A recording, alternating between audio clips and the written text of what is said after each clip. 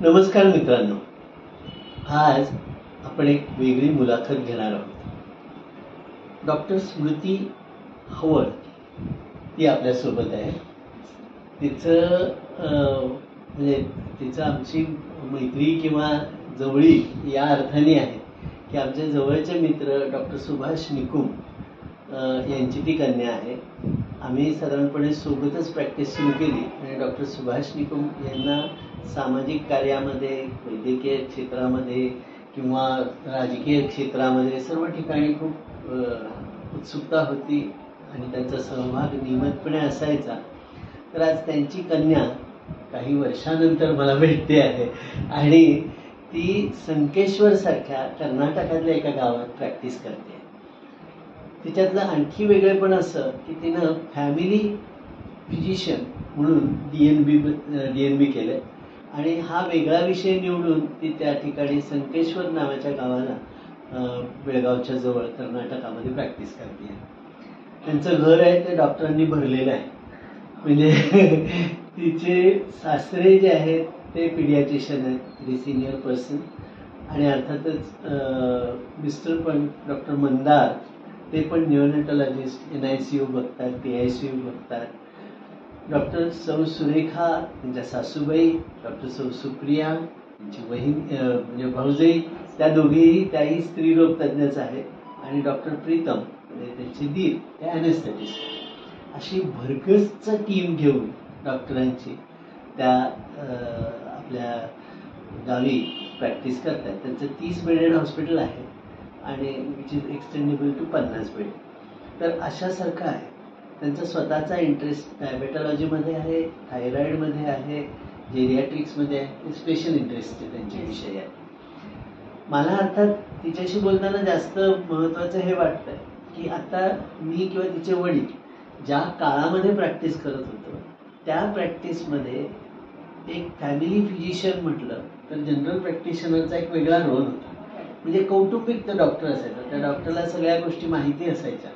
तर family physician म्हणून ही जी speciality म्हणून तू केली आहेस आणि तू त्या प्रॅक्टिसमध्ये आहे, तर त्याच्यामध्ये त्या फॅमिली फिजिशियनचा आणि या फॅमिली फिजिशियनचा काही संबंध आहे का? म्हणजे अख्खी कुटुंब तुझ्याशी जोडली गेलेली आहेत असं आहे की काही आणखी काही वेगळं तू करतेस? त्या काळी कसं होतं की प्रत्येकजण पेशंट जो आहे तो आधी त्याच्या फॅमिली डॉक्टरकडे जायचा, मग स्पेशलिस्टकडे जायचा. आता उलटा ट्रेंड आहे. पुढे छातीत थोडंसं दुखलं तर तो लगेच हार्ट स्पेशलिस्टकडेच जातो. इव्हन साध्या फिजिशियनला सुद्धा आजकाल फारसा भाव राहिलेला नाही किंवा साध्या सर्जनलाही भाव आहे. सगळे सुपर स्पेशालिटीकडे जात आहेत.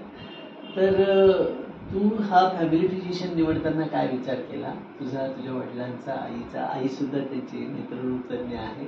तर त्यामुळे काय विचार होता तुम्ही आणि हे केलं आणि याचं आत्ता प्रॅक्टिसमध्ये तुला इम्प्लिमेंटेशन कसं करता येत आहे? सर्वप्रथम धन्यवाद मला या प्लॅटफॉर्मवर याची संधी दिली आणि योग्य समजलं.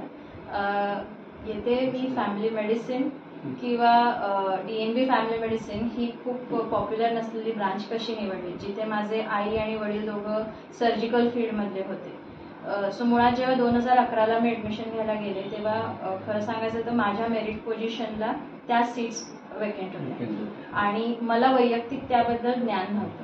पण वडील एका पालकांशी बोलले जे चेन्नईचे होते आणि त्यांनी सांगितलं की नाही, याचं खूप पुढे ब्राईट फ्युचर आहे. हे सिमिलर आहे जे ओल्ड आपल्या काळामध्ये फॅमिली फिजिशियनची जी पत होती समाजामध्ये किंवा जो रोल होता. सो 2 कारणाने मी निवडलं. एक तर माझं मेरिट आणि दुसरं त्याला असलेला वेगळा स्कोप. आणि तिसरं एक महत्त्वाचं कारण मला वैयक्तिक असं वाटतं की मी चाळीसगाव सारख्या तालुका शहरात वाढली आहे, जे आता एका सिटीकडे प्रोग्रेस करत आहे. पण जे गाव मी अनुभवलं ते मला नक्की शहरी आयुष्यात मदत झाली नसते. माझा कुठेतरी एवढा लहान गावात जाऊनच प्रॅक्टिस करायचा होता, तर नक्कीच मला त्याने मदत झाली असते. आणि जसं मी रेसिडेन्सी केली तर मी पहिली रेसिडेंट होती माझ्या इन्स्टिट्यूटची, तिने 3 वर्षाचं ट्रेनिंग पूर्ण केलं आणि ती पहिल्या अटेम्प्टमध्ये थिअरी आणि प्रॅक्टिकल दोन्ही पास झाली, जे DNB मध्ये थोडंसं अवघड आहे as compare to MD format. आणि एक झालं त्या दरम्यान की माझं स्ट्रक्चर जे होतं ना ते 3 इयर्स रेसिडेन्सी होतं. वेराज 2011च्या आधी जे फॅमिली मेडिसिन कोर्स 82 पासनं तिथपर्यंत चालले होते ते पार्ट टाइम होते, म्हणजे ठराविक दिवस आठवडे एवढंच काम करायचं आणि मग ती डिग्री एक्झाम दिल्यावर मिळायची. तो 3 वर्षाची संपूर्ण रेसिडेन्सी केल्यामुळे ऑलमोस्ट 22 ते 24 महिने मेडिसिन मध्ये राहिल्यामुळे मेडिसिन किंवा जनरल प्रॅक्टिसशी रिलेटेड जे जे ज्ञान आवश्यक होतं ते मला सगळं त्यात मिळालं. त्या व्यतिरिक्त माझे जे वेगवेगळे रोटेशन्स मी केले, जसं मी ऑर्थोपेडिक केलं, ENT केलं, ऑप्थॅम केलं, पिडॅट्रिक मध्ये 4 महिने होती, डर्मॅटॉलॉजी केलं, तर यामुळे मला एक ऍडिशनल कोर मिळाला. आणि एक MBBS असून प्रॅक्टिसमध्ये उतरणे आणि पोस्ट ग्रॅज्युएशन करून प्रॅक्टिसमध्ये उतरणे ह्यात खूप तफावत आहे. कारण तुम्ही जाणतात की आजकालचा MBBSच्या मुलांचा थोडासा एवढा पोस्ट ग्रॅज्युएशन कडे असतो, तो कोर स्किल्स कडे एवढा स्टुडंट्स लक्ष देत नाहीत. वेळास जेव्हा तुम्ही पोस्ट ग्रॅज्युएशन करता तेव्हा तुम्ही रजिस्ट्रार पोस्ट किंवा ज्युनियर रेसिडेंट, सिनियर रेसिडेंट अशा खूप महत्वाच्या आणि जबाबदारीच्या पोझिशन्स होल्ड करतात, ज्यामध्ये सेन्स ऑफ रिस्पॉन्सिबिलिटी खूप सुंदर डेव्हलप होतो. त्यामुळे जी व्यक्ती MBBS करून बाहेर पडते आणि जी व्यक्ती पोस्ट ग्रॅज्युएशन करून बाहेर पडते तर नक्कीच फरक होतो. आणि दैवाच्या इच्छेने माझी म्हणजे लग्नाची जी काही निवड ठरली ती सुद्धा एका बर्डिंग टाउन मध्येच होती, जे आता मी जसं म्हणते तसं 15-20 वर्षापूर्वीचं माझं 40 गाव, तो मला तिथे नक्कीच मदत झाली. आणि आता मी जिथे प्रॅक्टिस करतेय अर्थात आमचे रोल डिफाईन्ड आहे, पण इमर्जन्सीच्या वेळी नक्कीच मी लहान मुलांना पण बघू शकते किंवा मी केअर कोऑर्डिनेट करू शकते. नंतर मी गायनॅक पण बघू शकते किंवा मी केअर कोऑर्डिनेट करू शकते. आणि तुम्ही मला जसं विचारलं की फॅमिली फिजिशियन तुमच्या काळातले आणि आत्ताचा जो डिफरन्स आहे आणि जे सुपर स्पेशालिटीचा सब स्पेशालिटीचा जमाना आहे, तो माझा मेन रोल असतो की मी त्या दोन्ही स्पेशालिटीच्या मधला दुवा आहे किंवा मी कोऑर्डिनेटर आहे. सो जसं तुम्ही म्हटलात की छातीत कळ घेऊन आलेला पेशंट हा कधी कधी डायरेक्ट कार्डिओलॉजिस्टकडे जातो, पण प्रत्येक पेशंट त्या लेवलला पण नाही जाऊ शकत. सो मी तो दुवा असते की बेसिक स्क्रीनिंग जे आहे किंवा जे प्रिव्हेंटिव्ह मेजर्स आहेत, जे एक स्पेशालिस्ट लेवलच्या आधी आम्ही घेऊ शकतो, त्यात मी पेशंटला मदत करते. सेम टाइम जो राईट टाइम रेफरल असतो की जिथे जेन्युअन माझ्याकडे लिम्फॅक्शनची केस आहे आणि त्याला इमिजिएट कार्डिओलॉजिस्टची जेन्युअन गरज आहे, तो योग्य रेफरल ठिकाणी पाठवून त्याच्या आर्थिक आणि सामाजिक आणि ओव्हरऑल हेल्थच्या पॅरामीटर्स वरती बसून त्याला योग्य सेंटरवरती पाठवणे आणि ती केअर घेऊन मग तो जो परत येतो तो आनंद नक्कीच मोठा असतो. Very good. तसंच मी कोऑर्डिनेटर केअर पण करते. जसं आता आमच्या हॉस्पिटलमध्ये गायनॅक पण आहे आणि मी पण आहे.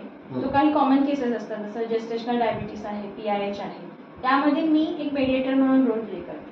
कारण पेशंटला अगेन उठून दुसऱ्या हॉस्पिटलला जाऊन फिजिशियनकडनं फिटनेस किंवा रेफरल घेऊन येणं कधी कधी अवघड होतं. अंडर वन रूफ मिळालं तर पेशंटला आनंद होतो. त्यामुळे ती केअर कोऑर्डिनेशनचं काम पण मी करते. सो बेसिकली मी एक दुवा म्हणून ऍक्ट करते स्पेशालिस्ट आणि पेशंटच्या मधला. व्हेरी गुड, खूप छान.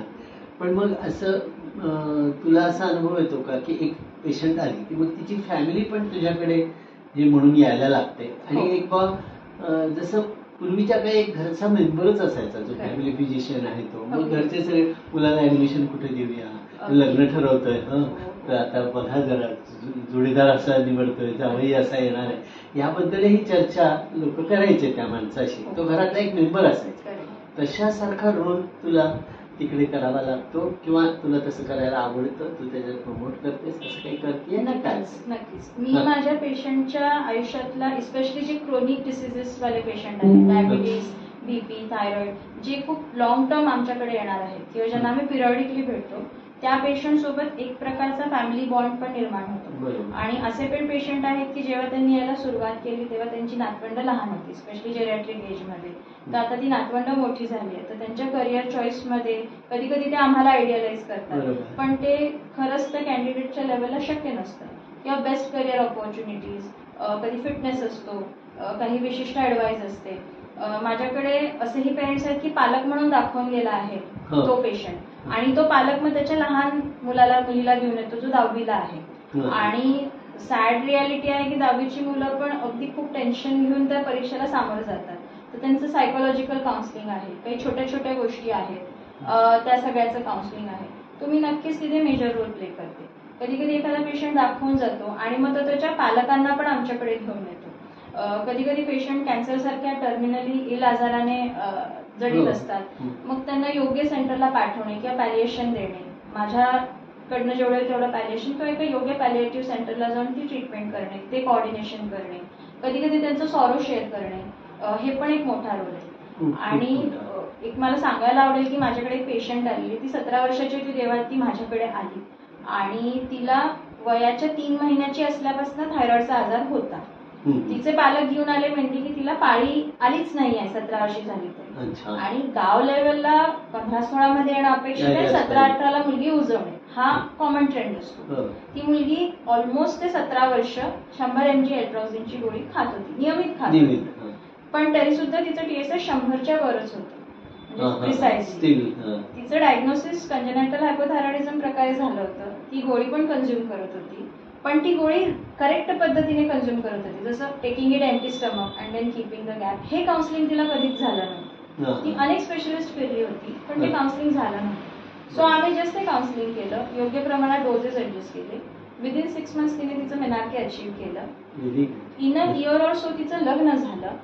आता त्यात मजेचा विषय हा आहे की तिचा नवरा माझ्याकडे आला, ठीक आहे, तो कन्फर्म की तिचं थायरॉइडचं काय स्टेटस आहे आणि हाऊ डेंजरस इट इज पुढच्या दृष्टीने, फॅमिली एक्सपॅन्शनच्या दृष्टीने.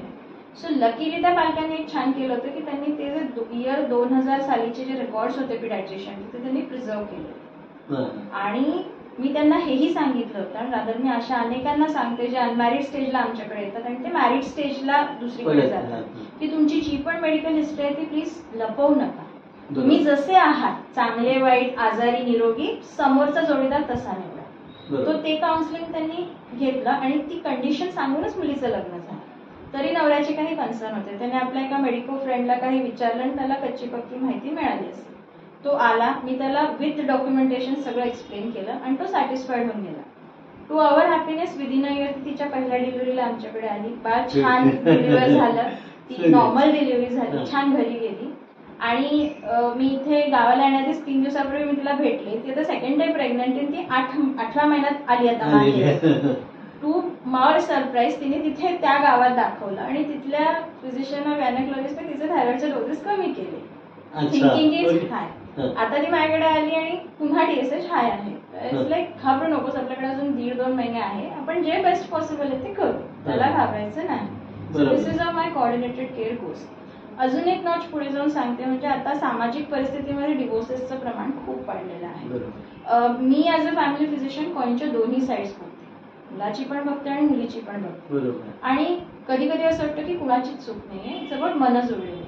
पण असेही पेशंट असतात ज्यांना आम्ही सेकंड मॅरेजसाठी एनकरेज करतो, नेसेसरी गायडन्स करतो. कधी कधी मुलगा किंवा मुलगी असे काही डॉक्युमेंट्स किंवा गोळ्या औषधं घेऊन येतात as a proven evidence against the spouse, पण कधी कधी ते तेवढे रेलेव्हंट पण नसतात. मला सांगायला आनंद होईल की एक मुलगी माझ्याकडे आलेली बेसिकली डायबिटीससाठी, आणि तिच्या स्ट्रेसचं कारण होतं ती एका डिवोर्स मधनं जात होती. जस्ट 1 वर्ष झालं होतं लग्नाला, she was going through a divorce. तर तिचे असे काही सिरियस एलिगेशन्स होते हजबंड. मी तिला सिम्पल काउन्सिलिंग केलं आणि त्यात एक वाक्य की तू तुझ्या पायावर उभी आहेस ना, तर ती एक जॉब करत होती teacher, so she was financially independent. म्हटलं ॲल्युमिनाय सोडून दे, तू पण सुखी राहा आणि त्यालाही सुखी राहू. And she accepted my advice. Within 6 months divorce झाला, दोघं सुखी झाले आपल्या जागी. 1 वर्षभर ती रुटीन कोऑर्डिनेटेड केअरला येत होती. And after a year, she shared a good news that she is going to get remarried again. And now she is remarried, settled in a different city, living a very peaceful, nice life. Now she is planning her new life, pregnancy with the second husband. तो त्याच्यासाठी जी डायबिटीजची और other coordinated care आहे तिथे पण असते. आणि एक element आहे, समटाइम्स स्पाउस आमच्याकडे येत नाही, इन लॉज किंवा पेरेंट्स आयदर ऑफ द साईडचे येतात आणि त्यांचा स्ट्रेस त्यांच्या डायबिटीस वरती हावी होत असतो. That is of the ranger direction. तो टू सम एक्सटेंट ते काउन्सिलिंग पण आम्ही करतो. तो the core is as a family physician आम्ही फक्त प्रिस्क्रिप्शनला ट्रीट करत नाही, एक human touch, human psychology interference याने पण आम्ही जास्त वेळ देतो ॲज कम्पेअर टू स्पेशलिस्ट. त्यामुळे पेशंटची जी आपण इंटिग्रेटेड किंवा कोऑर्डिनेटेड केअर म्हणतो ना, त्याचा आम्ही इम्पॉर्टन्स आहे असं मला वाटतं. Very nice, very nice. मला खरोखर अभिमान वाटतो तुझा, कारण एक लक्षात घे की आत्ताच्या काळात खूप वेळा असं होतं, विशेषतः मल्टी स्पेशालिटी हॉस्पिटल्स किंवा जिथे खूप हायर हे डिग्री असलेले डॉक्टर्स असतात, ते कमीत कमी बोलतात आणि जितका तो डॉक्टर कमीत कमी बोलतात तेवढा तो मोठा, असा गैरसमज त्या डॉक्टरांचाही असतो आणि पेशंटचाही असतो. आणि पण पेशंटला खरं सुलेस करणं सगळ्यात जास्त गरजेचं असतं. त्याच्या मे बी तुम्ही एखाद्या वेळेला डायरेक्ट सोल्युशन नाही देऊ शकत, पण त्या ह्याला एक भावनिक आधार, मानसिक आधार ही खूप महत्वाची बाब आहे पेशंट बरी होण्यामध्ये.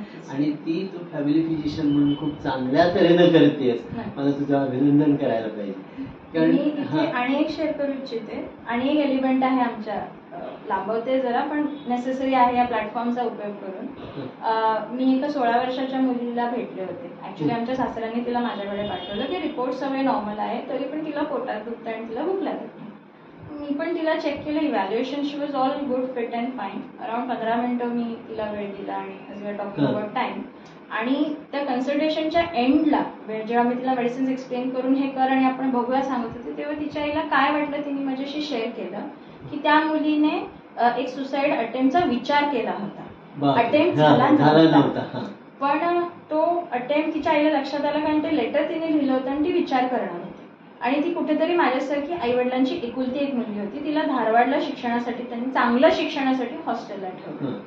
मग मी त्या मुलीशी एकांतात बोलले, तिचे प्रॉब्लेम समजून घेतले. तिला तिथे फूड ऍडजस्ट होत नव्हतं, तिला तिथे रूममेटचे ऍडजस्टमेंटचे इश्यूज होते आणि ऑब्व्हियसली एक टीनेजमध्ये आपली तेवढी कदाचित ऍडजस्टमेंटची कपॅसिटी नसते. सो मी पालकांना बोलावून सांगितलं की 6 महिने ऑलरेडी 11वीचे गेले आहेत, तुम्हाला मुलगी हवी आहे का तिचं सो कॉल्ड खूप बेस्ट एज्युकेशन पाहिजे, तर तुमचा चॉईस आहे. एक तर करिअर कंटिन्यू करा आणि तिला गावात बोलवा, तुमच्या सिक्युअर एन्व्हायरमेंटमध्ये ठेवा आणि लेट हर परस्यू, और सीधा 6 मंथ्स अजून ब्रेक घ्या, लेट हर रिस्टार्ट. अशा या प्रेशरमध्ये, परफॉर्मन्स प्रेशरमध्ये you will lose the daughter. आणि दे अंडरस्टूड माय थिंग. आणि मग त्यांनी तिथनं तिला काढलं आणि मग गावात एका चांगल्या दुसऱ्या कॉलेजमध्ये घातलं आणि मग मी विसरून गेले माझ्या कामाच्या. आफ्टर 2 इयर्स आय थिंक रात्री मी 8:30-9ला माझ्या घरात होते आणि मला खालनं फोन आला की कुणाला तरी भेटायचंय तुम्हाला, एक यंग मुलगी आहे. आणि when she came to meet me, I was surprise. मी तिला ओळखूच शकले नाही, एवढं तिचं care. And she was quite ambitious. मी नीट दिली आहे and I will be doing. So तो हॅपीनेस कुठलाच पैसा वॉट एव्हर बीट नाही करू शकत. बरोबर. Then one more teenager, different side.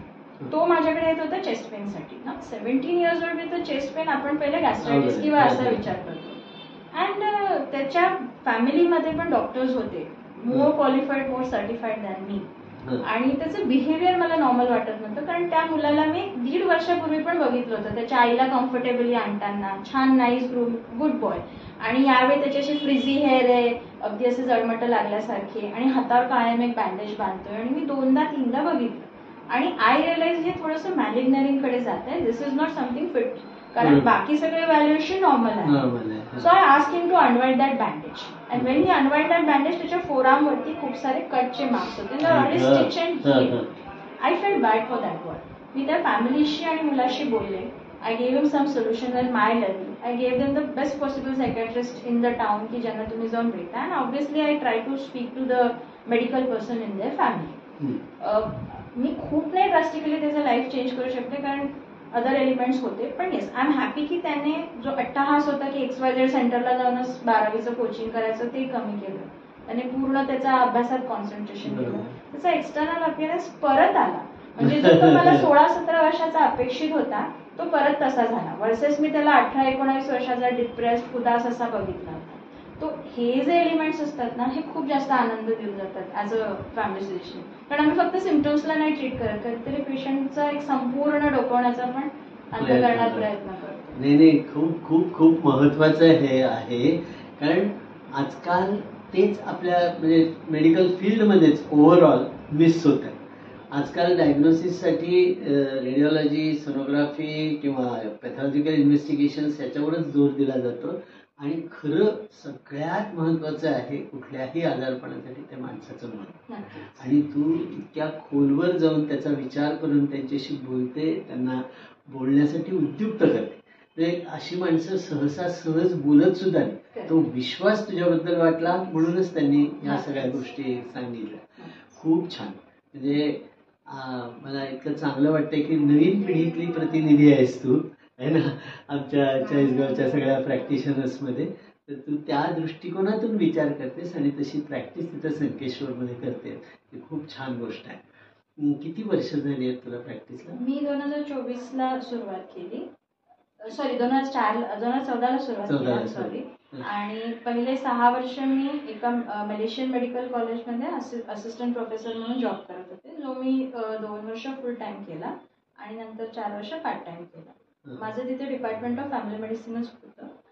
त्यानंतर काही वैयक्तिक जबाबदाऱ्यांमुळे आणि अगेन कोविड हिट झाला 2020ला, तर मी तो जॉब सोडला आणि त्यानंतर मी पूर्ण वेळ प्रॅक्टिसमध्ये होते. So nice. 4 वर्षामध्ये इतक्या इंटरेस्टिंग केसेस तुझ्या गोळा होत आहेत. दॅट इटसेल्फ इंडिकेट्स की तू किती डेप्थली त्या प्रॅक्टिसकडे विचार करतेस.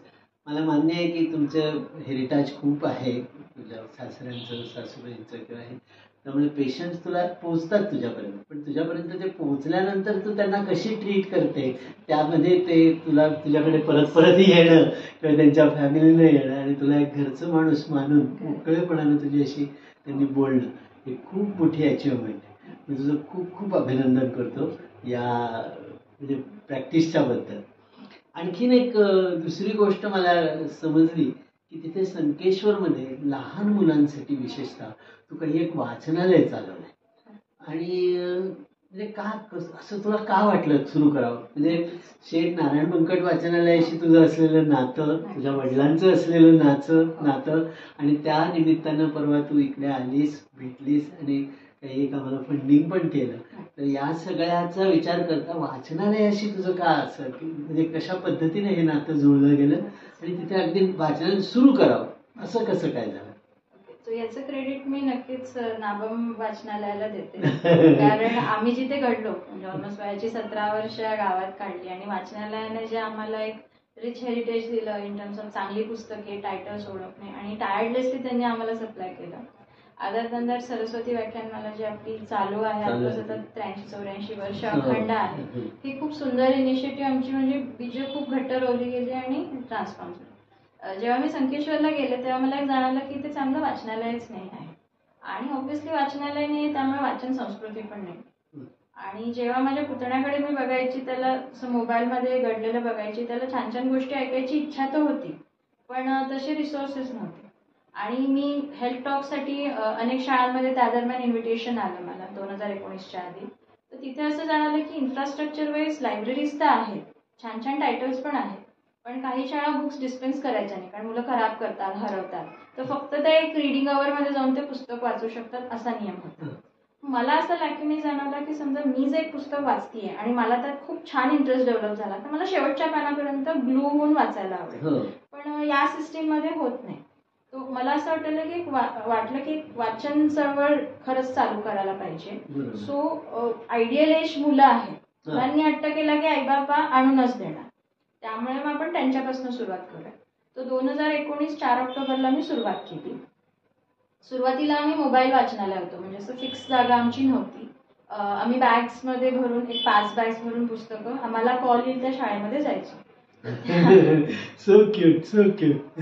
त्यात एलिमेंट हा होता की पालकांना लायब्ररीला आणायचा न्यायचा जो एक हेडेक वाटायचा तो व्हायचा नाही. मुलांना आवडीची पुस्तकं निवडता यायची आणि आम्हाला पण मुलांशी कनेक्ट करता यायचं आणि ती महिन्यातनं एकदाच रोटेशन होतं. तर 2 ते 3 शाळांमधनं आम्हाला आमंत्रण होतं. जी मुलं त्या शाळांमध्ये नव्हती ती आम्हाला इन पर्सन भेटायची, म्हणजे माझ्या ओपीडी द्यायची किंवा जिथे आमचं पुस्तकांचा मी स्टॉक सेव्ह करायचो तिथे येऊन भेटायची. असं जाणवलं की ही पुस्तकं पुरे होत नाहीयेत किंवा मुलांना अजून जास्त टायटल्स एक्सप्लोर करायचे.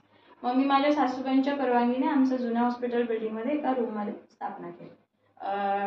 डॉक्टर सुभाष निकुम यांनी मला फंडिंग केलं आणि काही चांगल्या व्यक्तींनी पण मला फंडिंग केलं, जयप्रकाश सावंत सारख्यांनी, आणि त्यातनं मग मी 5 गोदरेज टाईपची कपाटं आणून ऑलमोस्ट भरून पुस्तकं आहेत. कोविड थोडा हिट झाला त्यामुळे हे नाही झालं, पण त्या वाचनालयाबरोबर असं जाणवलं की फक्त वाचन संस्कृतीपुरता थांबून फायदा नाही, त्याच्या पुढे पण जायला पाहिजे. मुलांना अशा out of the box activities द्यायला पाहिजे जे आम्हाला आमच्या शालेय जीवनात मिळाल डायरेक्टली नाही. जसं तुम्ही खूप छान छान नाटक, कार्यक्रम, आविष्कार थ्रू आणि इतर अनेक संस्थांतून मी केलं, तर त्यामुळे ते खूप छान एक्सपोजर आम्हाला होतं. So before and after Covid आम्ही काही लहान मुलांसाठी नाटक आणलं. टायनी सारख्या काही संस्थांशी आम्ही असोसिएट झालो की जे छोट्या मुलांसाठी प्रयोग करतात. सो नाट्यमंच काय असतो, लाईव्ह नाटक काय असतं, तिथे फोन बंद ठेवणं का महत्वाचं असतं, ते चिप्सचा आवाज न करणं, हे संस्कार करायला लागले आणि आम्ही ते पण केलं. आम्ही एक अवकाश दर्शनाचा कार्यक्रम पण केला. नंतर आभा भागवत सारख्या ज्या मोठ्या आर्टिस्ट आहेत, आभाला एकदा बोलवण्याचं आम्हाला सौभाग्य मिळालं. होपफुली फ्युचरमध्ये पण तिला बोलवू. तसं मुलांसाठी वेगळ्या वेगळ्या ऍक्टिव्हिटीज ज्या त्यांच्या रुटीन शालेय अभ्यासक्रमात होणार नाही असं आम्ही आभा प्रयत्न केला. भागवतची आई शोभा भागवत त्या अतिशय या याच्यामध्ये चळवळीमध्ये खूप ऍक्टिव्ह होत्या आणि आपण पालकनीती चळवळ म्हणून इथे चालवायचो. तर आपण 1990 पासून 85-86 पासून तर साधारणपणे 96-97 पर्यंत ते चालवलं. त्यांचा खूप मोठा सपोर्ट होता. आभा अर्थात त्यावेळी खूप छोटी होती, पण आता मला माहिती आहे ती गावाच्या गावं रंगवून काढते. आता वेगवेगळ्या भिंतींवरती चित्र काढणं, मुलांनी काढलेली चित्र फार छान काम करते. Very nice, very nice. म्हणजे आज आभा भागवत सारख्याला तिथे संकेश्वर पर्यंत बोलून पुन्हा ते संकेश्वर आणि तिकडे प्रेझेंट करते असतो. खूप मोठं काम आहे. कारण होतं असं, मुलं चित्रबित्र काढतात म्हणजे फालतू वेळ वाया घालवतात असं वाटत असतं लोकांना, किंवा नाटक काय, गाणं काय, किंवा ह्या गोष्टी म्हणजे. पण ह्या गोष्टीतनं, या छंदातून माणूस म्हणून तुम्ही किती समृद्ध होता, वेगवेगळ्या अनुभूती किती तुम्हाला छान मिळतात, याचं भान पालकांना तू देतेस. हे खरं खूप मोठं काम आहे, प्रश्न नाही. चल. आणि आम्ही अवकाश दर्शनाचा स्टार गेझिंगचा एक कार्यक्रम केला. काही कारणास्तव आम्ही तो फार फ्रिक्वेंटली नाही करू शकलो, पण त्या व्यतिरिक्त सुधांशू नाईक सरांचे व्याख्यानं मुलांसाठी ठेवले. एक आर्टिस्ट त्यांनीच आणले होते, त्यांना लाईव्ह ड्रॉइंग कसं असतं, म्हणजे एक ऑब्जेक्ट आहे आणि त्याचं कसं सुंदर ड्रॉइंग करायचं ते. नंतर सीड बॉल्स आणि प्लांटेशनचं महत्त्व समजवणारं एक सेशन केलेलं. आणि असे अनेक प्रोग्राम आम्ही मुलांसाठी करत गेलो. मी माझी प्रॅक्टिस सांभाळून हे सगळं करते. So I am kind of one woman army. माझा एक्सरे टेक्निशियन संतोष कांबळे आणि माझ्या हॉस्पिटलचे सगळे स्टाफ मला ऍक्टिव्हिटीमध्ये मदत करतात, पण मी असं नाही म्हणू शकत की मी सगळं करते. They are like my invisible backbones. पण this is how we are running. थोडं यावर्षी माझं ऍक्टिव्हिटीजकडे दुर्लक्ष आहे, but we are hopeful to resume it again. So the idea is वर्षातनं 3 ते 4 ऍक्टिव्हिटीज व्हायला पाहिजे आणि त्यात खूप रिपिटेशन नसलं पाहिजे, एक स्मूथ आहे पाहिजे. तसंच आम्ही वैदेही अष्टपुत्रे कुलकर्णीला बोलावलं होतं, जी पपेट्रीसाठी पुण्यात खूप फेमस आहे. सो वैदेही पण आली, तिने एक फुल डे वर्कशॉप घेतलं मुलांसोबत, वेगवेगळ्या पपेट्स बनवायला शिकवल्यानंतर पपेट्री शो करून दाखवला. तो मुलांसाठी पण तो एक खूप छान अनुभव होता. सो आम्ही आतापर्यंत जे पण इव्हेंट्स केले आहेत मुलांसाठी अदर दॅन वाचनालय, म्हणजे आमचं सुपंथ मंच म्हणून इनिशिएटिव्हचं नाव आहे. We are not a registered agency, but we are just a initiative. So along with reading habits आम्ही हे ऍक्टिव्हिटीज पण करतो. सो द कॉन्सेप्ट इज मुलांना कोर चाइल्डहुड त्यांचं डेव्हलप व्हायला पाहिजे. पुस्तकी जो अभ्यास आहे, ज्यात ते बांधले गेलेले आहेत आणि त्याच्या बियॉन्ड बघण्याची सवय नाही. मी पूर्णतः पालकांना नाही दोष देणार, प्रॉब्लेमली त्यांना त्यांच्या ग्रोईंग इयर्समध्ये हे एक्सपोजर नसेल जे आम्हाला मिळालं आणि आम्ही खरंच खूप भाग्यवान आहोत आणि त्याचे बेनिफिट्स आम्हाला कळतात.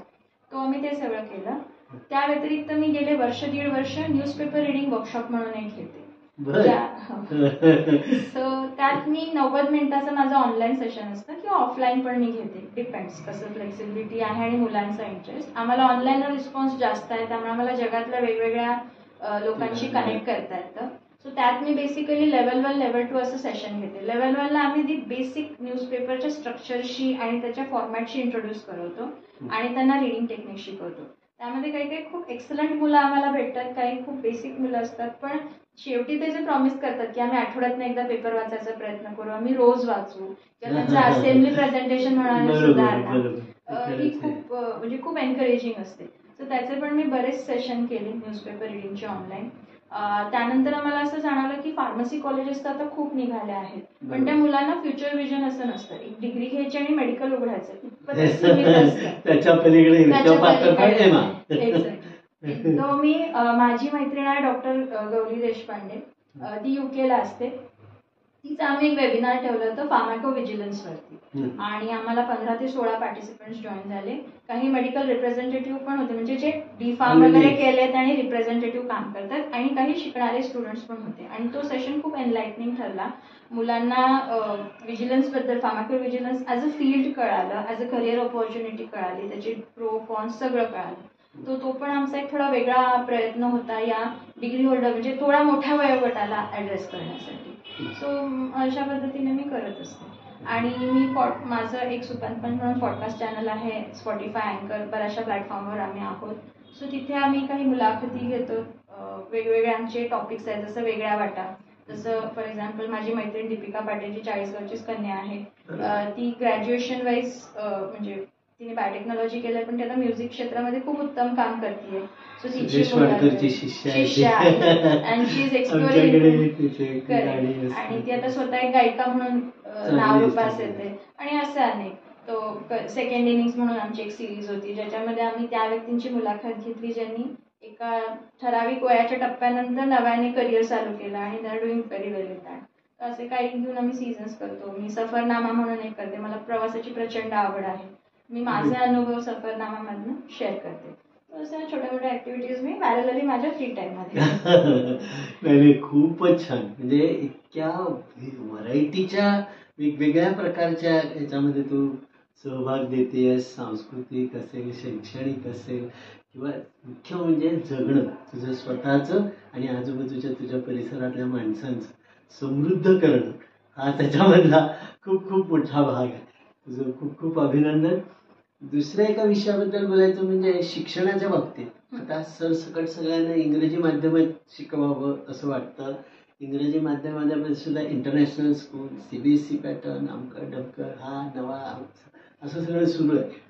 आणि खरं म्हणजे आता आपलं जे काही सेंट्रल गव्हर्नमेंट आहे ते आता नवीन अभ्यासक्रम आणू घालत आहेत आणि त्याच्यामध्ये त्यांना परीक्षा, त्याच्यातले मार्क, त्याच्या पलीकडे जाऊन कौशल्य विकसन याच्यावर जास्त अधिक भर द्यावा असं वाटतंय. तर तू इतका सगळ्या म्हणजे सगळं जगणं तुझं इतकं जाणीवपूर्वक आहे, काहीतरी विचार करू नये, विचारपूर्वक आहे. तर या सगळ्या बाबतीत तुला काय वाटतं? म्हणजे तुझा मुलगा आता मला वाटतं दुसरीत आहे, त्याला शिकवताना तू काय विचार केलाय? किंवा ओव्हरऑल शिक्षण आणि पालक ह्या दोघांच्या बाबतीत काय वाटतं? कारण पालकांना तर अक्षरशः इंग्रजी माध्यम म्हणजे हो आभाळाला हात लागले असं वाटतं. आणि खरं शिक्षण होतं का हा खरा प्रश्न आहे. तर तुला तुझी याच्याबद्दलची मतं मला जाणून घ्यायला आवडेल. मी याचं श्रेय पण अगेन चाळीसगावला देते. तुम्हा सगळ्या म्हणजे माझ्यासाठी तुम्ही सगळे IME फॅमिली आहात, सगळे डॉक्टर काकाच आहात माझ्यासाठी. तुम्ही जे बाळकडू आम्हाला दिलं, मी जस्ट त्या हिशोबानेच माझा विचार पुढे नेते. सो कमिंग टू मातृभाषेतनं शिक्षण, आम्ही चाळीसगावात आमच्याकडे ABI हायस्कूल सारखी खूप चांगली संस्था होती. आम्ही सगळे मराठी माध्यमातून शिकलो आणि त्यावेळी खूप एक धाडसी निर्णय घेऊन आमच्या पालकांनी सेमी इंग्लिशची कॉन्सेप्ट रुजवली, जी आता बऱ्यापैकी चालू आहे गावामध्ये. तो भाषेचा असा कधी अवलंब आम्हाला राहिला नाही. त्यावेळी एक नक्की होतं की SSC बोर्डाची डिफिकल्टी लेवल आणि त्यावेळी असलेली CBSE बोर्डाची डिफिकल्टी लेवल या खूप अंतर होतं. आणि ओव्हरऑल सामाजिक लेवलला पण पालकांची फी भरण्याची कपॅसिटी ही तशी सीमित होती. त्यामुळे कळत नकळत मराठी शाळांकडे कल होता. इव्हेंच्युअली जसं IT सेक्टर ग्रो झालं, लोकांच्या फ्रिक्वेंटली बदल्या व्हायला लागल्या, इस्पेशली 2 राज्यांमध्ये बदल्या व्हायला लागल्या, तेव्हा CBSEचं कल्चर थोडंसं पुश घेतलं. आणि आता जेव्हा आंतरदेश लोकांच्या बदल्या होतात तेव्हा international board, Cambridge board, IB board यासारखी गरज आहे. पण मला वैयक्तिक पालक बनता, मी आता 6.5 वर्ष एका छोट्या मुलाची आई आहे आणि माझा पुतण्या आहे जो आता 12 वर्षाचा आहे. तो मी त्याची सेकंड आई असल्यासारखीच आहे. तर या 2 मुलांना वाढवता माझे काही पर्सनल ऑब्झर्वेशन्स आहेत ते मी शेअर करते. मला असं वाटतं आपण एक हेलिकॉप्टर पेरेंट म्हणून मुलांच्या अवतीभोवती नाही फिरायला पाहिजे. ओव्हर पॅम्पर्ड किंवा ओव्हर प्रोटेक्टिव्ह राहिलो तर मुलांचा ग्रोथ होत नाही. आणि माझ्या HOD मॅडमने मला एक खूप छान सांगितलं होतं की मोठ्या झाडाच्या सावलीमध्ये छोटं झाड कधीच वाढू शकत नाही.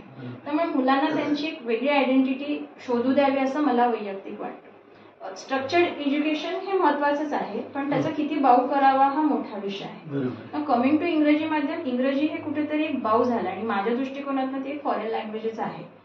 मी जेव्हा 7 फॉरेन लँग्वेजेस शिकले कोविडच्या दरम्यान आणि नंतर, आणि मी जेव्हा 2 भारतीय भाषा पण शिकले जसं कन्नडा, बंगाली आहे आणि मला गुजराती पण बऱ्यापैकी लिहिता वाचता येते. तर जेव्हा मी या सगळ्याचा सांगाडा घालते तेव्हा माझा कोर विचार हा मराठीतनच येतो. इव्हन मी जेव्हा भाषेचे उच्चारण लिहून घेते मी ते मराठीतच लिहून घेते. म्हणजे जेव्हा मी ओला लिहिते तेव्हा मी स्पॅनिश लिहिताना मी HOLO असंच लिहिल मी, किंवा पोर्तुगीज लिहिताना OL किंवा A असंच लिहिल. पण मी माझ्या वहीत लिहिताना O आणि ला असंच लिहिल सुरुवातीला. मग जसं तुम्हाला ग्रास्प व्हायला लागतं तुम्ही ग्रो करायला लागतं. सो इंग्रजी भाषा किंवा कुठलीही भाषा फॉर दॅट मॅटर जेव्हा तुम्ही परदेशात शिकायला जाता तेव्हा तुम्हाला तिथे जर्मन, इटालियन एक्सेट्रा शिकणं महत्वाचंच आहे. सो भाषा हे जस्ट कम्युनिकेशनचं माध्यम आहे माझ्या दृष्टिकोनातून. कमिंग टू इंग्रजी भाषा का, तो मी जसं सांगितलं की बदल्यांचं जे हे माहोल आहे आणि थोडंसं पालकांकडनं पण स्पीकिंग इंग्लिशचा जो धोशा आहे आणि एक इन्सिक्युरिटी की मला हे मिळालं नाही आणि मी माझ्या पाल्याला ते देणार, त्यातनं कुठेतरी इंग्रजी माध्यमामध्ये घालण्याचा हे आहे. पण द हॅपी थिंग इज आता रिव्हर्स ट्रेंड ऑलरेडी सिटीजमध्ये चालू झाले. अवाढव्य फीस आणि न परवडणारी लाईफस्टाईल या मोठ्या शाळांमध्ये पालक परत मराठी माध्यमाकडे यायला लागले आहे. आणि आय फील एनसीईआरटीने यात खूप मेजर रोल प्ले केला. बिकॉज जेव्हा आम्ही शिकत होतो, माझ्या मावशीचे मिस्टरचे आता हयातमध्ये नाही आहेत, पण एनसीईआरटी जेव्हा बिल्ट होत होता, त्याचा करिक्युलम जेव्हा बिल्ट होत होता, तर ही has shared once with me की मी एवढं दिल्लीला जातोय सारखं आणि आम्ही असं एक करिक्युलम करतो आहोत ज्याच्यामध्ये खूप स्टँडर्डायझेशन असेल आहे. कारण की ते स्वतः एका मराठी मीडियमच्या गव्हर्नमेंट शाळेमध्ये माध्यमिक विभागात शिक्षक होते आणि मावशी प्राथमिक विभाग होते. त्यामुळे त्यांचे इनपुट्स खूप जेन्युअन आणि जवळचे होते. त्यामुळे त्यांच्या स्ट्रॉंग इनपुट्स मधनं आणि स्टँडर्डायझेशनकडे एनसीईआरटी आता आपण फॉलो करतो. तर जेव्हा मी सिलेबस कम्पेअर करते ना, मी फक्त कर्नाटक लेवलला नाही बोलणार, मी महाराष्ट्र कर्नाटक लेवलला पण बोलले. जेव्हा मी मराठी किंवा महाराष्ट्रातली पब्लिकेशन्सची बुक आणते माझ्या मुलासाठी, पहिलीची म्हणा दुसरीची म्हणा, म्हणजे कर्नाटकातली माझी टेक्स्टबुक रेफर करते, सो त्यात खूप सिमिलॅरिटी दिसते मला. कारण कोर एज्युकेशन इज सेम, मुलं सेमच टॉपिक शिकणार. एखादा टॉपिक इकडे तिकडे असेल, पण 80% टॉपिक 90% टॉपिक्स आर सेम.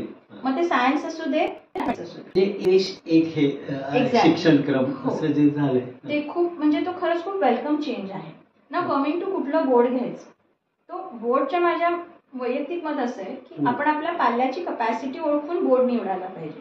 सगळी दुनिया एका ठराविक एक्सवायझेड इन्स्टिट्यूटमध्ये जाते म्हणून आपण तिथे नाही जायला पाहिजे. आपल्या पाल्याचे पॉझिटिव्ह निगेटिव्ह थोडंसं लॉंग टर्म, म्हणजे पहिली दुसरी पर्यंत न बघता 5वी 6वी 7वी पण त्याला झेपणार आहे का, त्या सिलेबसची डिमांड काय आहे, त्याला एक पालक म्हणून किती वेळ द्यायला लागणार आहे, आपली तेवढी कुवत आहे का. म्हणजे आपण जर थोडंसं हार्श आहे पण फॅक्ट आहे की आपण जर मराठी मीडियम मध्ये शिकलो आहोत आणि मुलांना इंग्रजी माध्यमात घातलं आहोत, आपण त्यांचा खरंच अभ्यास घेऊ शकणार आहे का. पूर्ण ट्युशनवरती रिलाय तर करता येईल, थोडासा आपण पण वेळ देणं गरजेचं आहे. या सगळ्या एलिमेंट्सचा विचार व्हायला.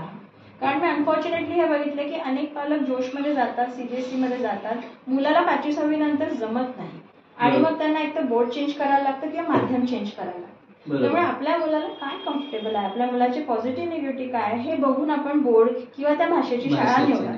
आणि मातृभाषेतलं शिक्षण हे कधी पण मदतगार असतं. टू दिस एक्सटेंट की आपण मराठी आहोत, कन्नड आहोत, गुजराती आहोत, आपण जेव्हा मातृभाषेत शिकतो तर ती भाषा समथिंग आपण वयाच्या जन्मताच ते ऐकत असतो, डायरेक्ट इनडायरेक्ट, इव्हेंच्युअली आपले सेन्सेस डेव्हलप होत जातात. सुधा मूर्तींचं सुंदर कोट आहे याच्यामध्ये, I think in Kannada, then I translate it to English and then I write it on the paper.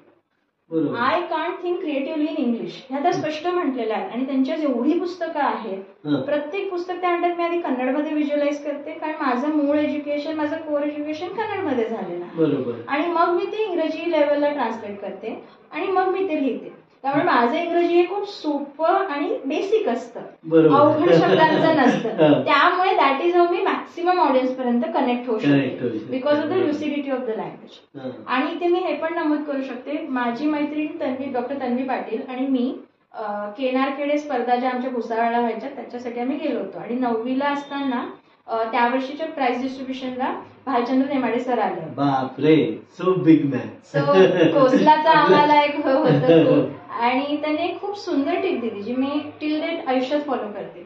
सरांनी काय सांगितलं होतं की ते पण असं ग्रामीण भागातून आलेले आणि त्यांचा जो रूममेट होता तो पण असं सोलापूर, महाराष्ट्र, कर्नाटका बॉर्डरमधून आले आणि दोघांनी BA इंग्रजी घेतलं.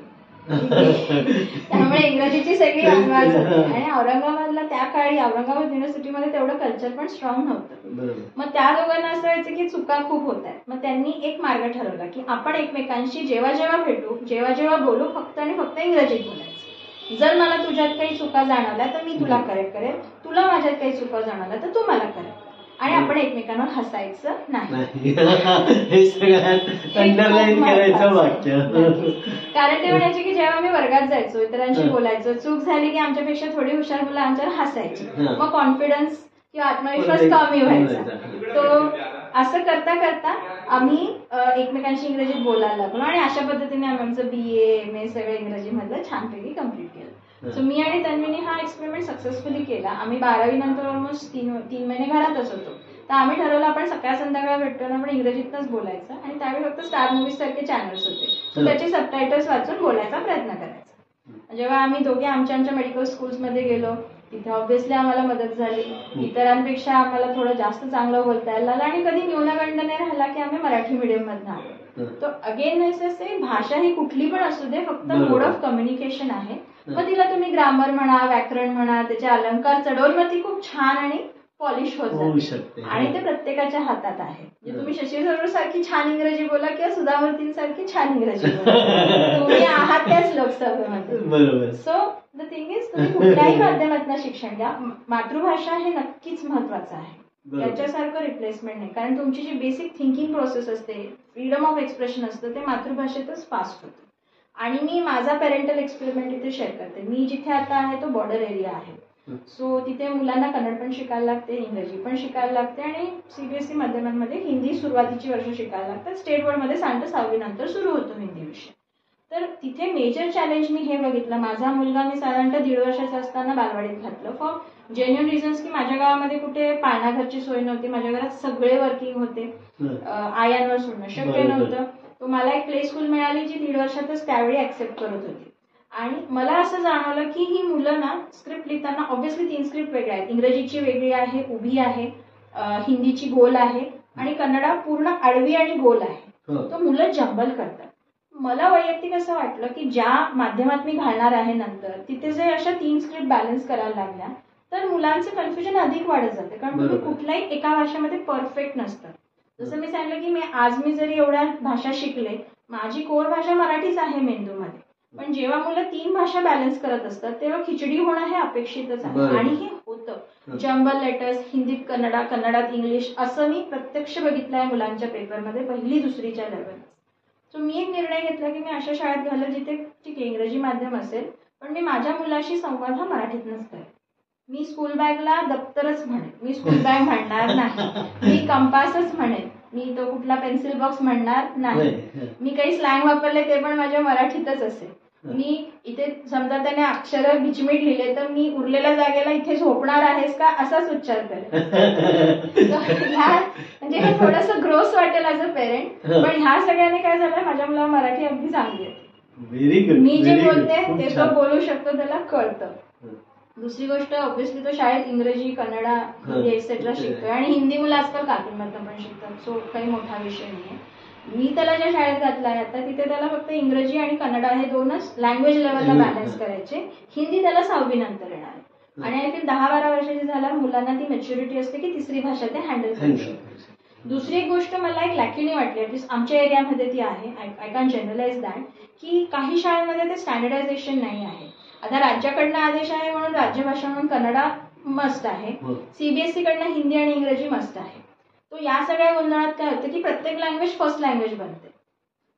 बरोबर आहे. तो जेव्हा आपण कुठली भाषा फर्स्ट लँग्वेज लेवलला शिकायला जातो, कुठलंही माध्यम असू दे, मराठी असू दे, कन्नडा असू दे, इंग्रजी असू दे, फर्स्ट लँग्वेज लेवलला आपण बेसिकली ती लँग्वेज थोडी डिफिकल्टी लेवलला शिकतो, जास्त ग्रामर, जास्त अलंकारित पद्धतीने शिकतो. बरोबर. आणि कुठल्याही शिक्षण पद्धतीमध्ये फर्स्ट लँग्वेज, सेकंड लँग्वेज आणि थर्ड लँग्वेज अशी रचना असते, सो दॅट मुलांना बर्डन होऊ नये.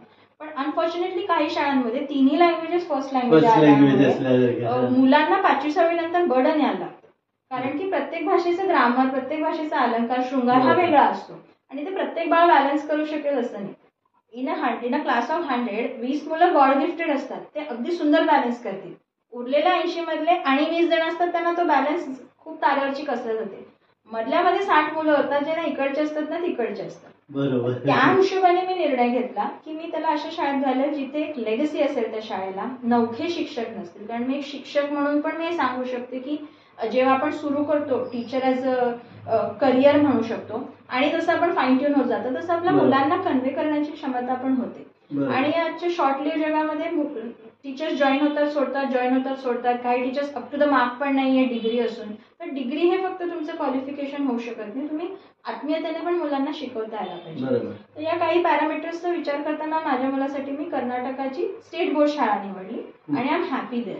कारण त्याला एक्स्ट्रा बर्डन नाहीये, लिखाणाचं झंझट नाहीये, त्याला बराचसा मोकळा वेळ मिळतो जो मी त्याच्या शारीरिक आणि मानसिक बौद्धिक डेव्हलपमेंटसाठी वापरते. जसं तो एक्स्ट्रा स्पर्धांमध्ये, आता मला 40 गावात राहिल्यामुळे अदर दॅन शाळा स्पर्धांचा खूप सुंदर एक्सपोजर मिळाला. आमच्या शाळेत टिळक महाविद्यालयाच्या वेगवेगळ्या परीक्षा व्हायच्या, आमच्याकडे हिंदी भाषा समितीच्या परीक्षा बरोबर. व्हायच्या. त्यावेळी ऑलिम्पियाडचं क्रेज नव्हतं आमच्यावेळी, पण नक्कीच MTS NTS हे लँडमार्क्स होते आमच्यासाठी. शिष्यवृत्ती परीक्षा 4थीला आणि 7वीला व्हायची, ती आता 5वी आणि 8वीला शिफ्ट झाली, पण हे आमच्या लँडमार्क परीक्षा होत्या. त्यामुळे या स्पर्धा परीक्षा होत्या. बरोबर. अगदी श्यामचे पुस्तक वाचून त्यावर 100 मार्काचा पेपर लिहिणं ही सुद्धा एक स्पर्धा परीक्षा होती. आता काही जण म्हणजे श्यामचे वाचून काय परीक्षा लिहायची, पण जेव्हा तुम्ही 42 रात्री वाचतात आणि पेपर स्वरूपात लिहायला बसतात, तेव्हा तुम्हाला कळतं की पुस्तक वाचणे काय आणि त्याला स्पर्धात्मकरित्या वाचणे काय, यात खूप फरक असतो. या एक्सपोजरचा मला वैयक्तिक आणि माझी जेवढी मित्रमंडळी आहेत प्रत्येकाला आयुष्याच्या वेगवेगळ्या टप्प्यांवरती खूप मदत झाली. आता डॉक्टर अर्जुनचं उदाहरण आपल्या समोरच आहे. He is doing so well. तो आमचं जे हे किंवा इतरही माझ्या आहेत, पूजा धामणे जे खूप सुंदर आर्किटेक्ट आहे, दीपिका आहे जे आता सिंगर होते, डॉक्टर स्वर्धा आहे जे एक फेमस न्यूरो अॅनेस्थेटिस्ट आहे. आम्हाला प्रत्येकाला आमच्या आम्ही सगळे क्लास. डॉक्टर सुनीला याची एक चांगली डेंटिस्ट आहे. माझ्या काही मैत्रिणी आहेत, डॉक्टर पल्लवी बागडजी पण एक बडी डेंटिस्ट आहे. आणि माझ्यातल्या काही जणी ज्या चॉईस होम मेकर आहेत, पण वंडरफुल मुलं ग्रूम करतायत, वाढवतायत. तो जस्ट बिकॉज त्यांनी करिअर ॲज अ चॉईस नाही घेतलंय, पण त्या खूप सुंदर पुढची पिढी घडवतायत. माझ्या काही मैत्रिणी शिक्षण क्षेत्रात आहेत, जसं राजश्री वाघ बोरसे, ती इंटेलिजंट असून पण चॅलेंजेसमुळे ती ZP टीचर आहे, पण she is doing excellent in ZP school. Suvarna Baviskar ji एक नव्याने आयुष्य सुरू करून खूप चांगली माध्यमिक शिक्षिका म्हणून आहे. आणि अशी आम्ही जबरदस्त टीम होतो 10-15 मैत्रिणींची. केतकी आहे जी खूप नोन होमिओपॅथ आहे पुण्यामध्ये. तर असं आम्ही सगळ्यांनी हे केलं. तर या बेसिकली द थिंग इज या स्पर्धा परीक्षांमुळे आम्हाला आयुष्याला फेस करण्याची सवय लागली. ऍक्च्युली गेल्या वर्षी मी जेव्हा एका शाळेमध्ये बोलत होते, तर एका प्रिन्सिपल लेवलच्या व्यक्तीने म्हटलं की या स्पर्धा मला वेस्ट वाटतात. फक्त सर्टिफिकेट मिळतं, एक मेडल मिळतं आणि पैसे काढण्याचा बिझनेस आहे. पण माझा वैयक्तिक आउटलुक हा आहे की तुम्ही पैशांकडे बघू नका. तुम्ही मुलाला पिझ्झा बर्गर खाऊ घालतात तर 200-300 रुपये आरामात एका क्षणात. बरोबर. तेच पैसे तुम्ही मुलामध्ये इन्व्हेस्ट करा. मुलाचा नंबर येऊ दे न येऊ दे, मुलगा तयारी करू दे न करू दे, हा खूप सेकंडरी आहे. पण मुलाला त्या 30 मिनिटात 1 तासात एका ठिकाणी शांतपणे चुळबुळ न करता बसता येणे, बरोबर, एक कॉम्पिटिशनची भावना असणे, नंबर आल्यावरती सगळ्यांकडनं येणाऱ्या कौतुकाने हुरूप येणे, या खूप महत्वाच्या आहे. आणि जेव्हा आम्ही सगळे म्हणजे आमची जी एक खूप सुंदर बॅच होती, जसं गिरीश वेळीस वगैरे गोव्यात जाऊन सेटल झालाय, छान ऑफ्थॅल्मॉलॉजीची प्रॅक्टिस करतोय, जे पूर्ण नवीन टेरिटरी आहे त्याच्यात, is doing very well there.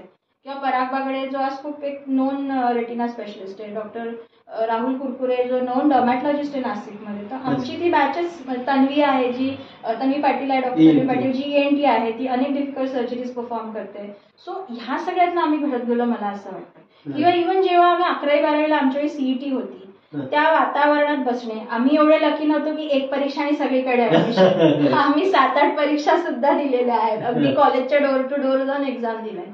त्या 3 तासाची कधीच भीती वाटली नाही, कारण त्याची इनडिरेक्टली सवय होती.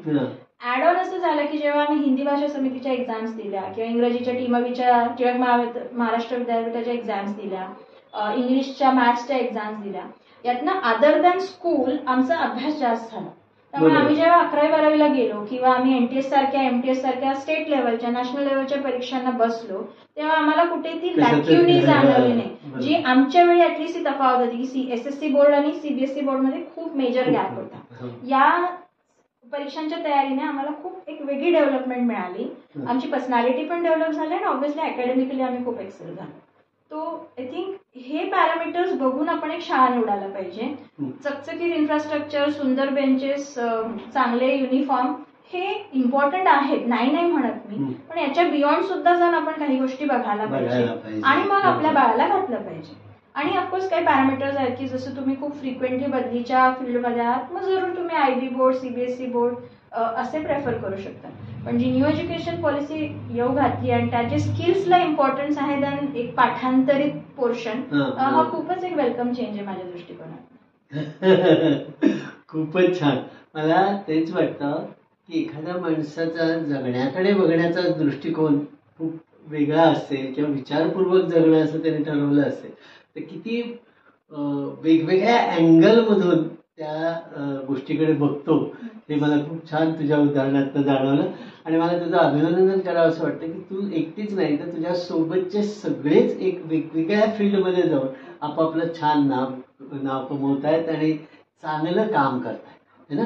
म्हणजे जे ज्याच्याबद्दल खरंच कौतुक करायला पाहिजे. आणि मुख्य मला त्यांचं करायचं आहे कौतुक की 40 होममेकर जे आहेत, तुझे म्हटलं 30-40 आहेत, तर त्या सुद्धा होममेकर म्हणून चांगलं हे करतात. तर मला तेच वाटतं की होममेकर म्हणजे मी होममेकर आहे असं लाजून सांगतात लोक. तर तसं नाही, उलट त्यांचा रोल जास्त महत्वाचा आहे. तुम्ही स्वयंपाक बनवताना प्रोटीन्स पुरेसे जातात का, मल्टिपल व्हिटॅमिन्स जात आहेत की नाही, चौरस आहार जातोय की नाही, डेफिशियन्सीज तर होत नाही आहेत ना, ह्या सगळ्याचं भान ठेवून जर तुम्ही स्वयंपाक करत असाल तर that it self is a great thing. किंवा घरामध्ये असलेल्या स्वच्छतेमधून निरोगी ठेवत असाल आपल्या मुलांना, आपल्या फॅमिलीला, तेही महत्वाचं आहे ना. आणि आता तू जसं म्हणालीस की वेगवेगळ्या ठिकाणी म्हणजे सोशल याच्यात इन्व्हॉल्व्ह होऊन काम करणं, हे सुद्धा होममेकर्स जास्त चांगल्या तऱ्हेने करू शकतात. आणि त्यांच्यात म्हणजे आपण म्हणतो जिच्या हाती पाळण्याची दोरी, ते खरंच आहे. त्या दोरीचं भान जेव्हा होममेकर्सला येईल ना, त्यांचा अभिमान जागृत होईल. आणि तो अर्थात परत नवऱ्यांना पण यायला पाहिजे तेवढ्याच जोरानं है ना. आणि मराठी माध्यम आणि ह्या सगळ्याबद्दल जे ते विचार म्हणले ते खूप छान आहे. म्हणजे जसं पुरणपोळी म्हटल्यानंतर जिची जिभेवर चव येते ती स्वीट ब्रेड म्हणून नाही आहे की नाही, तसं ते होतं. आणि मराठीमध्ये रोज आपण जे काही संवाद करतो हे करतो. आज आता चाळीसगाव तालुक्यात किंवा चाळीसगाव परिसरामध्ये छोट्या छोट्या खेड्यात सुद्धा इंग्रजी माध्यमाच्या शाळा सुरू झाल्या. आणि पालकांना स्वतःला ABCD सुद्धा येत नसताना ते एक मोठेपणाचं लक्षण म्हणून किंवा हे म्हणून ते तिकडे पाठवत आहेत. हे खरंच मला असं वाटतं की तू जी मतं मांडली आहेत किंवा समोर ठेवलेली आहेत ती सगळी आपल्या चाळीसगाव परिसरातल्या लोकांनी विचारपूर्वक इम्प्लिमेंट करावी अशीच ती आहे. तर मला असं वाटतं खूप छान. म्हणजे आमच्या रंगगंधाच्या सर्व श्रोत्यांना, म्हणजे नुसत्याच चाळीसगाव परिसरातल्या नाही, बाहेरच्या सुद्धा लोकांना, आपले 4000 सबस्क्रायबर आहेत आणि वेगवेगळ्या ठिकाणाहून आहेत. अभिवाचन स्पर्धा जी आता 22वं वर्ष आहे यावर्षी, आणि त्याच्यामध्ये जवळजवळ जागतिक लेवलवरचे लोक वेगवेगळे येतात. मराठी अभिवाचन स्पर्धा असते त्याच्यामध्ये सहभागी होतात. तर त्यामुळे आपलं एक्सपोजर भरपूर आहे. तर आणि साधारणपणे असं वैचारिक लेवलचं काहीतरी जर पोचवलं तर ते लोकांना मनापासून आवडतं. तर मला तुला खूप खूप धन्यवाद द्यावेसे वाटतात की तरुण पिढीला खूप जण उगाचच बेजबाबदार समजतात. विचारपूर्वक जगणारी अशी स्मृती आता आपल्या सोबत आहे. आपण सगळेजण मिळून तिच्या फ्युचर वाटचालीला खूप खूप शुभेच्छा देऊया. आणि तिला असंच आपल्याशी ती आता म्हणाली की ऑनलाईन सुद्धा ती काय काय काय काय करत असते, तर तिच्या चॅनल आम्ही सबस्क्राईब करूच, पण आमच्या चॅनलवर मधून अशा तऱ्हेचं काहीतरी सादरीकरण पाठवत जा. आम्ही त्या आमच्या प्लॅटफॉर्मवरनं सगळ्यांकडे पोहोचू. तर परत एकदा तुला तुझ्या आईवडिलांनाही खूप खूप धन्यवाद. थँक्यू. धन्यवाद.